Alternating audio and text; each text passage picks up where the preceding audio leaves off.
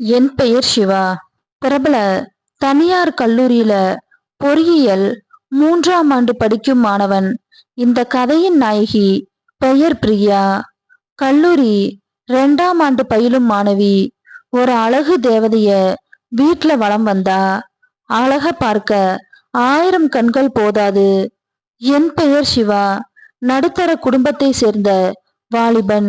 என் அம்மா அப்பா ரொம்ப அன்பானவர்கள். எனக்கு ஒரு தங்கை இருக்கிறா. நான் கல்லூரி சேர்ந்ததும் முதல்ல பாடங்களை படிச்சனோ இல்லையோ, படம் பார்ப்பதற்கு கற்றுக்கொண்டேன். அதன் விளைவு என்னால தூங்க முடியாது. அன்று என் அம்மாவும் அப்பாவும் தூரத்து சொந்தக்காரங்க வீட்டு திருமணத்திற்கு சென்றுட்டாங்க. என் தங்கைக்கு எக்ஸாம் நடந்துட்டு இருப்பதால அவளை அழைச்சிட்டு போகல. அவளுக்கு பாதுகாப்புக்காக என்னை விட்டுட்டு போனாங்க. என் தங்கை மிகவும் அன்பானவ. சரி, அம்மா அப்பா தான் வீட்ல இல்லையே, இன்னைக்கு வீட்லயே படம் பார்க்கலான்னு நான் சேமிச்சு வச்சிருந்த தொகைய ஒரு ஜூஸ் பாட்டில் வாங்கிட்டு வந்தேன். அத குளிர்சாதன பெட்டியில வைக்கும்போது என் தங்க பாத்துட்டா. என்னன்னா, அம்மா அப்பா இல்லைன்னு வீட்லயே ஆரம்பிச்சிட்டியான்னு கேட்டா.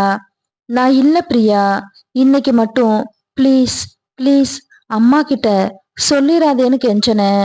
அதற்கு சரி சரி சொல்ல மாட்டேன், என்ஜாய் பண்ணுன்னு சொன்னா. எனக்கு தேவையானது எல்லாம் அவளே செஞ்சு கொடுத்தா. என் தங்க என்னை பார்த்துக்கிட்டே இருந்தா. அவள் அண்ணா, நானும் பையனா பிறந்திருக்கலாம், இதையெல்லாம் என்ஜாய் பண்ணிருப்பேன்னு சொன்னா. நான் இப்ப மட்டும் என்ன பாருன்னு சொன்னேன். என் தங்கை என்னன்னா விளையாடுறியா, நான் எப்படின்னு கேட்டா.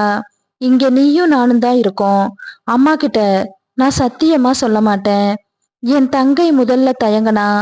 அவளுக்கு ஆசை இருந்திருக்கும் போல. பிறகு ஒத்துக்கிட்டா. அவளுக்கு ஒரு கண்ணாடி டம்ளர்ல ஜூஸ் கொடுத்தேன்.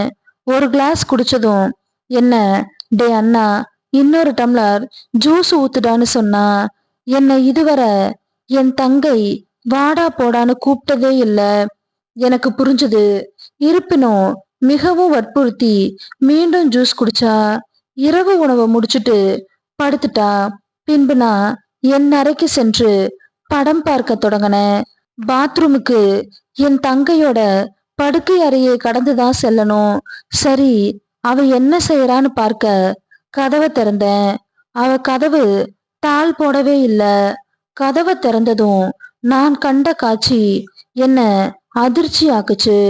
அவளிடம் சென்றேன். பிரியா, என்ன பண்றேன்னு கேட்டேன். அவ என்னை பார்த்து அதிர்ந்தா. அவ அண்ணா, தெரியாம செஞ்சுட்டேன், அம்மாட்ட சொல்லிராதேன்னு அழத் தொடங்கினா. நான் அழாத பிரியா, நான் சொல்ல மாட்டேன்னு சொன்னேன். அப்போதான் அவ தன் அழுகையை நிறுத்தனா. என் அம்மா அப்பா இல்லாத போது அப்போ நாங்க பேசிக்குவோம். ஆனா இன்று வர அவளை நான் எதுவுமே சொல்லல.